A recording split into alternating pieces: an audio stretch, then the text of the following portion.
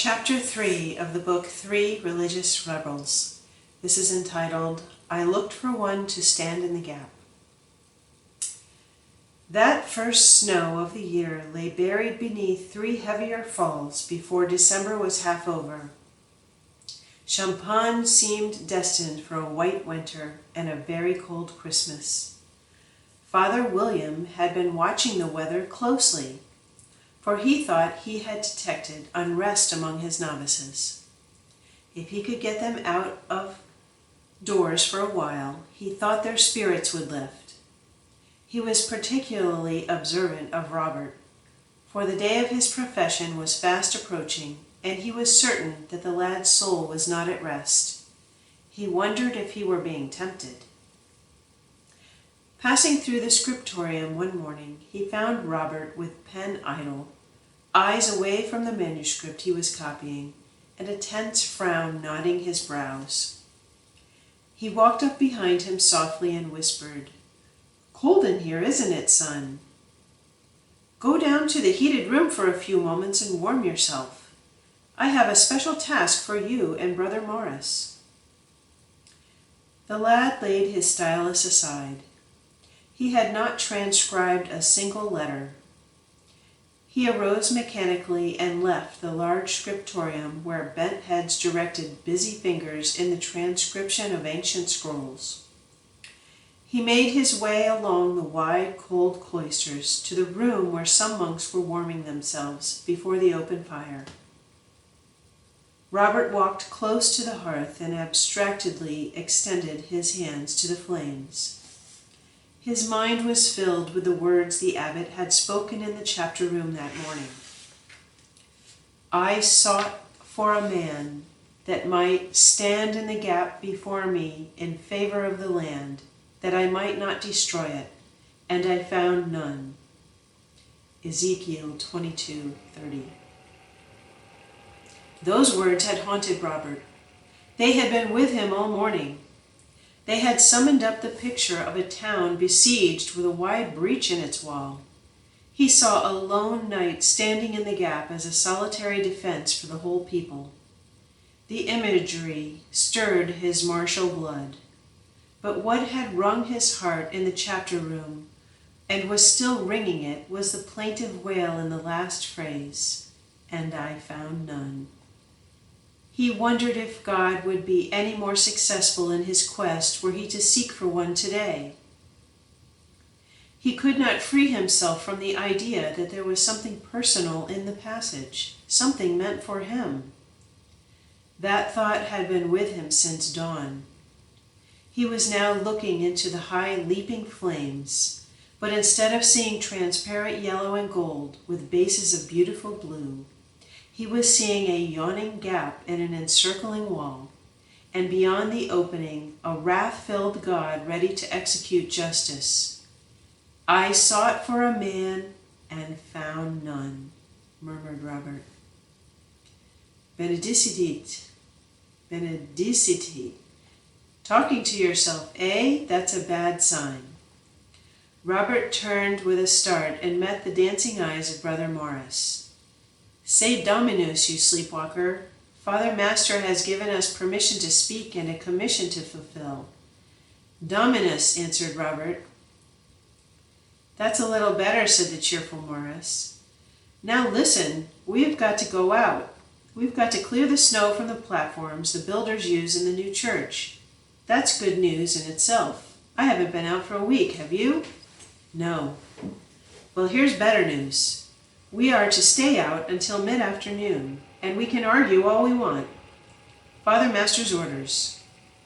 Come on, let's get our mittens. The heavy brooms and sweeps are over in the church. Robert's immediate reaction disappointed Morris, who had enthusiastically started for the door.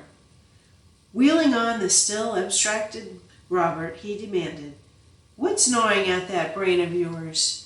You act as if you've been bitten by some sleep-producing bug. What's the matter?" "That gap," answered Robert. "What gap? Weren't you in chapter this morning?" "Of course I was, but I was observing my rule." "What rule?" The rule that says you are to follow the example of your seniors, and I followed it. I was half asleep."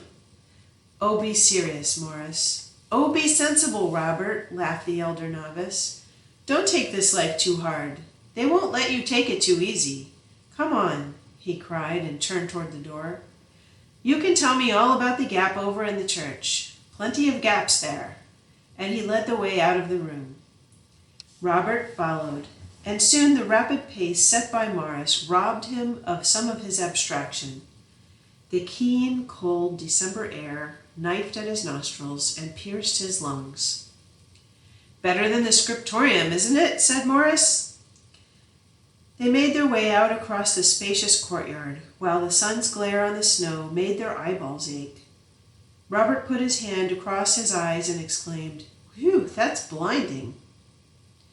"Better to go blind out here than in the scriptorium copying meaningless manuscripts," laughed Morris. "How many letters did you illumine this morning?" "None," grunted Robert as he pushed through a heavy drift. Morris turned in surprise. "None? What's happened to our model novice? Were your fingers frozen?" Robert did not answer. Soon they were across the courtyard and Morris was fumbling with the latch on the door that would let them out of the enclosure. "Well," he asked, "how about it? Were your fingers frozen?" The elder novice turned and was just about to add to his bantering remarks when his eye was caught by a motion in one of the upper windows of the monastery. "Oh, ho," he whispered softly. "The walls not only have ears, they have eyes as well. Don't turn, but know that in the middle window of the top floor stands our good Father Abbot looking down on his two best novices and wondering what in the world they are up to. Out we go," he cried as the latch lifted, "and leave his lordship to his wondering." Robert held the door ajar a moment and looked around at the three sides of the gray monastery. On each side, 3 rows of windows threw back the glare of the sun, which was well up the eastern wall of the sky. He did not catch sight of his abbot, but the utter silence of the enclosure, the 2 sets of tracks across the virginal snows, and the fixed stare of the windows gave him a sense of desolation. This was his monastery, the buildings in which he had elected to serve God for the rest of his life, perhaps. St. Pierre's was large and prosperous. Her community was numerous. Always there throbbed under her silence that stirring energy and subdued bustle, inseparable from an alert, industrious body of men. This momentary stillness was more barren than silence. To Robert, made perceptive by inner suffering, it bespoke emptiness. Morris's chiding tones came as a relief. "That's no gap you're standing in, brave one. It's the monastery door. Close it and come on." A footpath had been trodden in the snow close to the monastery wall. Morris took it to the corner of the building. Then he turned sharply and made his way among the mounds of snow that hid the lumber and stone that lay scattered in the area about the new building. The church was roofed, but no windows had been fitted in. The 2 novices entered the structure, picked their way across the piles of rubble, around the drifts of snow that had blown in through the open window spaces, and found snow sweeps under a rough platform. Climbing the platform, they set to work with a will. They swept one section clear in silence. Robert was enjoying his work. The snow flew from each side of the platform as with mighty strokes he plied his large wooden sweep left and right. Action was a relief. The pent-up energies of the past 2 weeks were released. Even his thoughts seemed to flow faster. He smiled. "That's better," said Morris, who had been watching him closely. "Do you know that this is the first crease I've seen in that face of yours all day? You are more handsome when you smile. You should do it more often. We haven't got the world on our shoulders, man. Cheer up. And now tell me, what is all this about a gap?" Morris swung his sweep slowly from side to side. Robert rested a moment. He was breathing hard.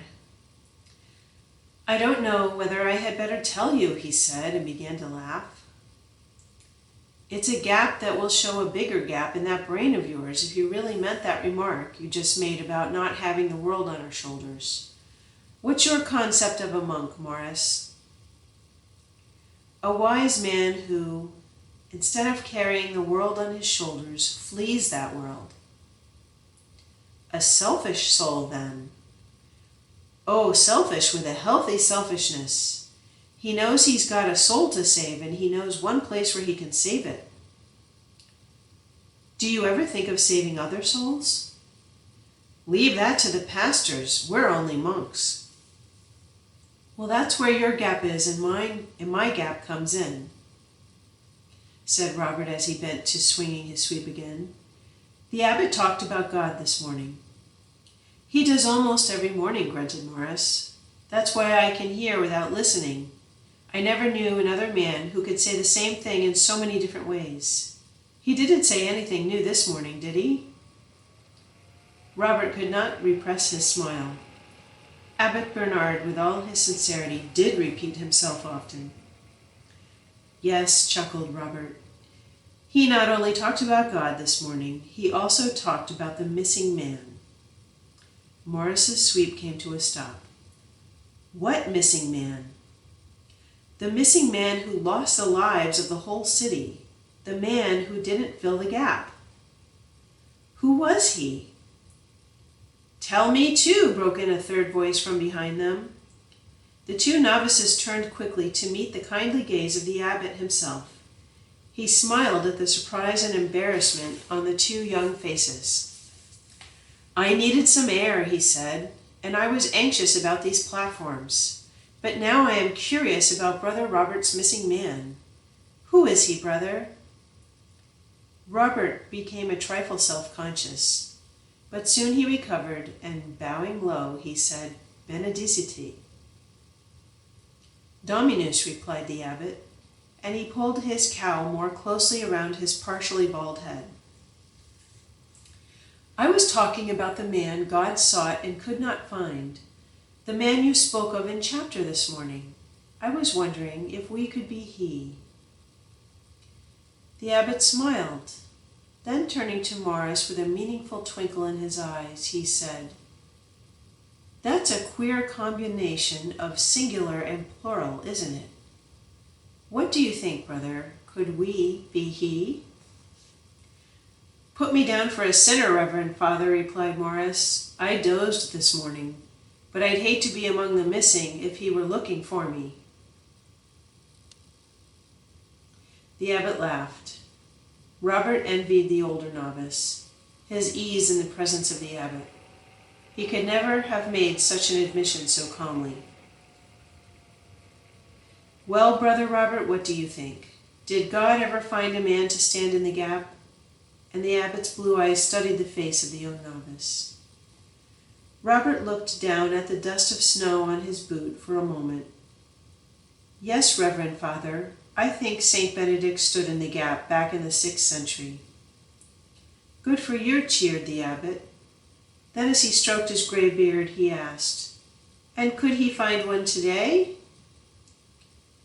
Robert's face sobered. He stamped the snow off his boots before he said, "He could if he could find someone like St. Benedict." The abbot's breath was showing white in the cold air. He shook his head a moment in silence. It was not the answer he had expected. He wanted to learn more of what was in this youngster's soul. However, he himself was chilled, and he feared that the novices might catch cold, so he said, "Come to my room after you have finished what Father Master assigned you, Brother Robert, and you, Brother Morris, see to it that neither of you freeze." "We won't if we keep moving, Reverend Father," said the elder novice as he again sent the snow flying from the platform. "Father Master told us to stay out until mid-afternoon. Will it be all right for Brother Robert to see you then?" "Perfectly," said the abbot as he turned and stamped away. When he had rounded the corner of the main building and was lost to sight, Morris murmured, "Phew!" That was close. We almost lost our outing. I saw some tracks down by the fish pond I want to investigate. We can do it if you hurry with that snow." "If we hurry, you mean," retorted Robert as he gave a wider swing to his wooden sweep. Snow was cascading from each side of the elevated platform under his steady plying. For a little while they worked in silence. Then Morris rested, and while puffing exclaimed, "Boy, you're strong. You're going to be as big as your father. You'll make a regular mountain of a monk by the time you're 40. Robert's sweep went back and forth tirelessly. He was nearing the end of the platform when he said, "I wonder what the abbot wants with me."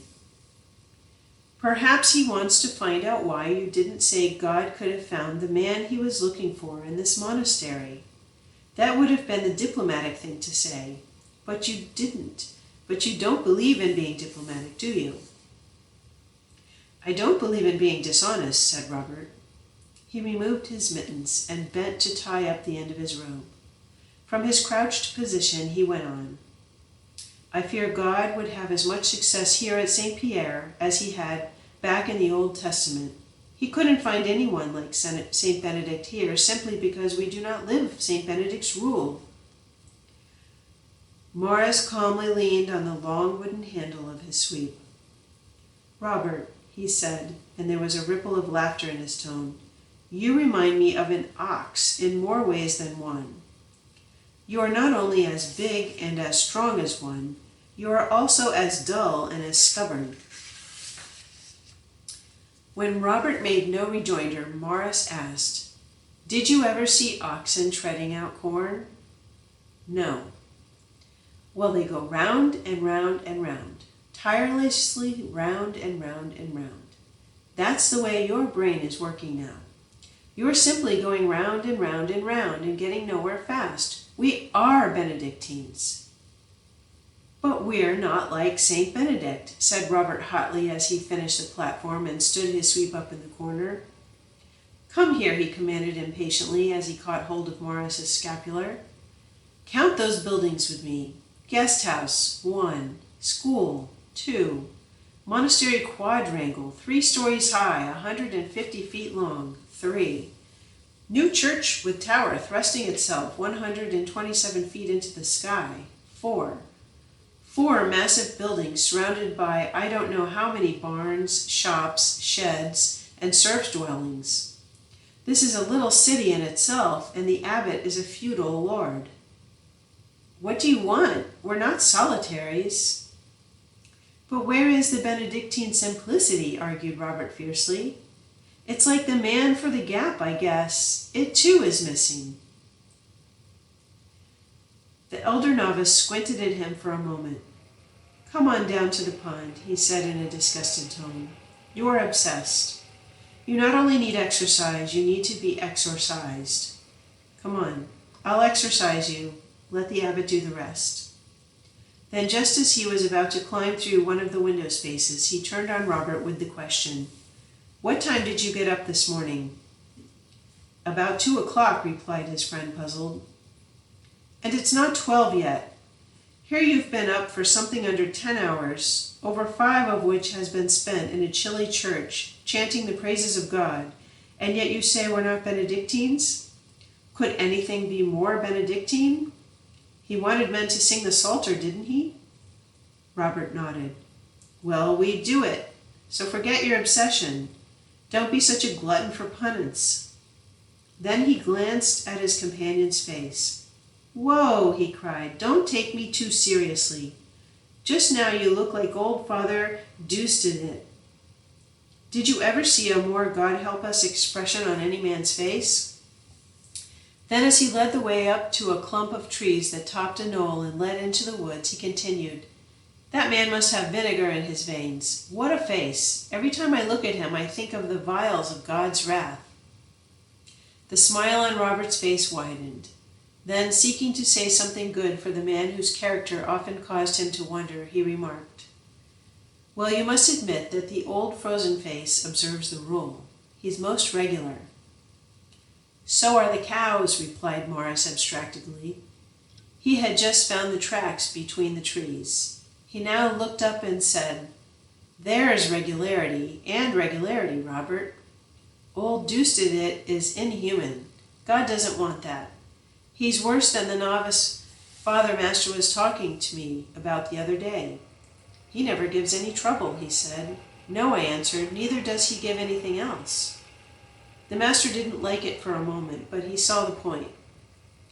Morris turned and led the way into the woods, saying, "That's the way it is with many of them up there. They don't give any trouble because they don't give anything. If instructors and cantors and superiors would spend more time waking these people up and less keeping the energetic ones down, maybe God could find the missing man you've been talking about." "Oh, so you haven't forgotten?" "I don't forget many things you say, brother, but I'm glad to see that the sun, snow, and air have made you forget for a little. You're too serious. Here, do something like this, and you'll live longer."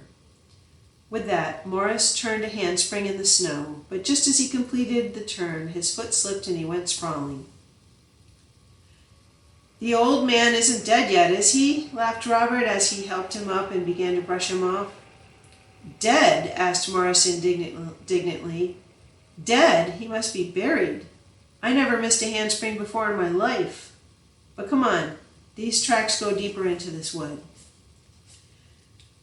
When they were back again at the monastery gate after the long tramp through the woods, Robert said, "I hope I don't sound weird, Morris, but I don't feel as though I'm giving enough to God. I expected a hard life. I haven't found it. I love to sing. The work is too easy.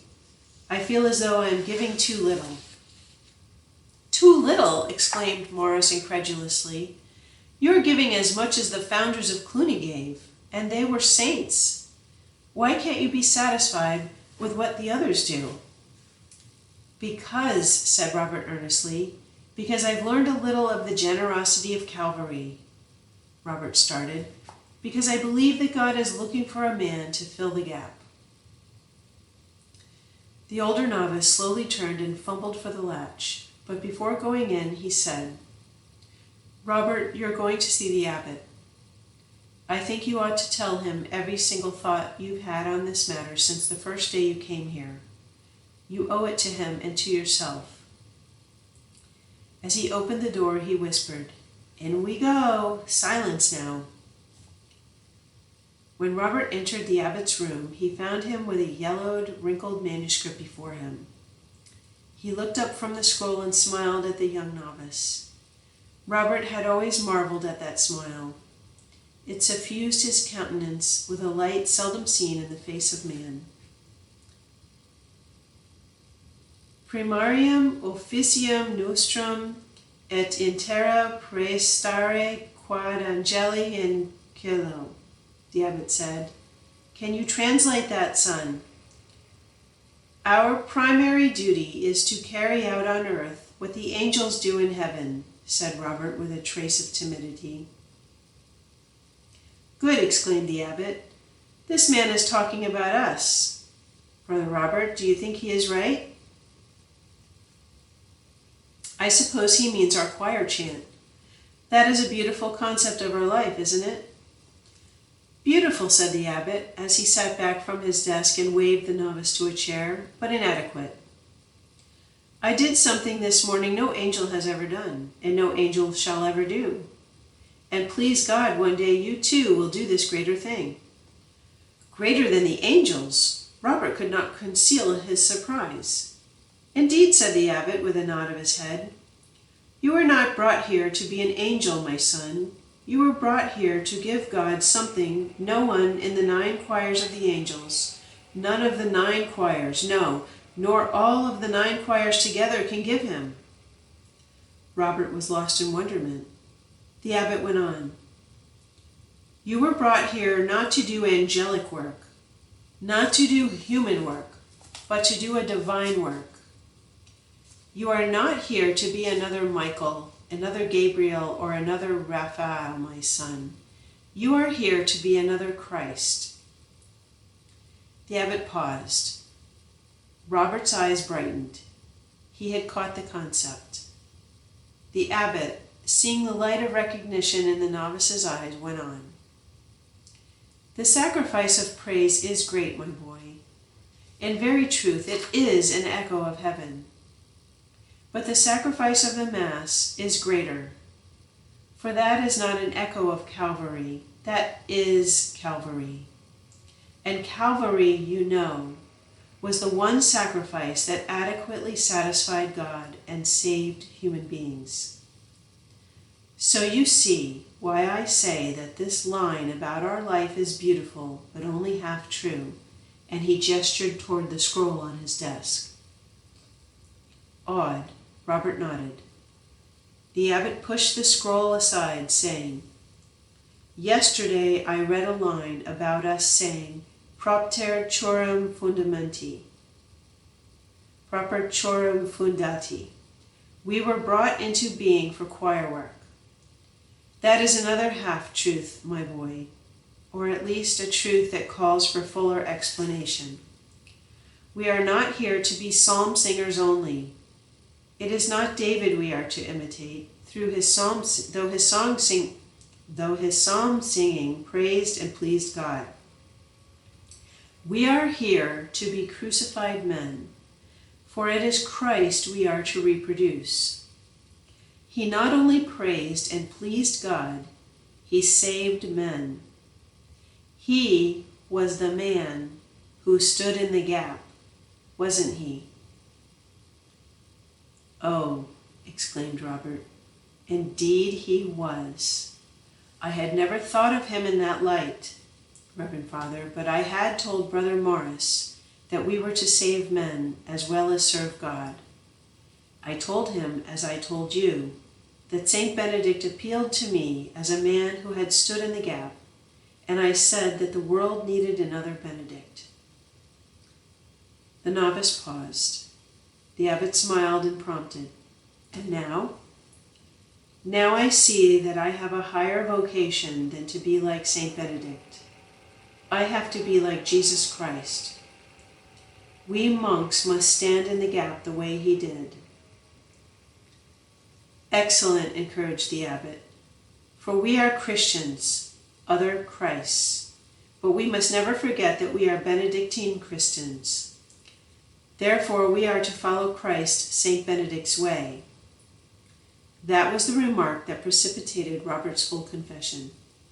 He told the abbot everything that had attracted him to St. Pierre's, how he had admired the monks and their charity during those 3 awful years of famine, plague, and death, how he envied their opportunity of giving glory to God, and how he had finally resolved to bring chivalry to the cloister. He then recounted what it was that led him to this concept of the rule, lived as Benedict lived it, as perfect gallantry. When the novice told him, in a voice that was vibrant with passion, of his eagerness to rival the generosity of Calvary, Dom Bernard put his hand to his head to hide the tears that welled up from his heart. Then Robert hesitated. He feared to hurt this kind man by pointing out the discrepancies he found between the rule and its observance. The abbot encouraged him with, "Speak out, son. I want to know your mind." Robert looked at him a moment, then in a voice that was almost beseeching, he asked, "Reverend Father, wouldn't the original observance be a more generous gift to God? Wouldn't it be the nobler thing to live the simplicity of Monte Cassino with its solitude, its hard manual labor, and its complete separation from the world, than to live the life we are leading at St. Pierre?" The abbot saw that the lad was deadly in earnest. He reflected a moment. He thought of the comparative ease in which he and his community lived. He had once called it leisure to love God. He now saw that it was leisure, and that one could love God without so much of it. It was a big decision for him to make. He shook his head slowly, but said, "Yes, son, I think you are right. I think it would be the nobler thing." That was the sentence that settled Robert's life. When talking to Brother Morris the next day, he said, "It's decided. I take my vows. But the abbot agrees with me. There is a nobler way of living, and I'm going to live it as far as possible." That same afternoon the abbot sent for the master of novices and told him of his talk with Robert. The master smiled and said, "An enthusiast, that boy." "Enthusiasm is a precious gift today," replied the abbot. "You, Father, do not see as much as I must of the simony and immorality among the clergy in the world. As I tried to show this morning, not too successfully, I fear, there is a gap, and God must be looking for a man to stand before him in favor of the land, that he may not destroy it. Keep your eye on young Robert. He may be the man." "Oh, Father Abbot," objected the master, "the boy is uncontrolled. He's not only vehement, he's actually violent at times. I've advised him to study meekness and the mildness of Christ. After all, the Lamb of God is our model." "Yes, Father, that's very true," said the abbot with a smile. "The Lamb of God is our model. But never forget, and never let your novices forget, that the Lamb of God was also the Lion of Judah."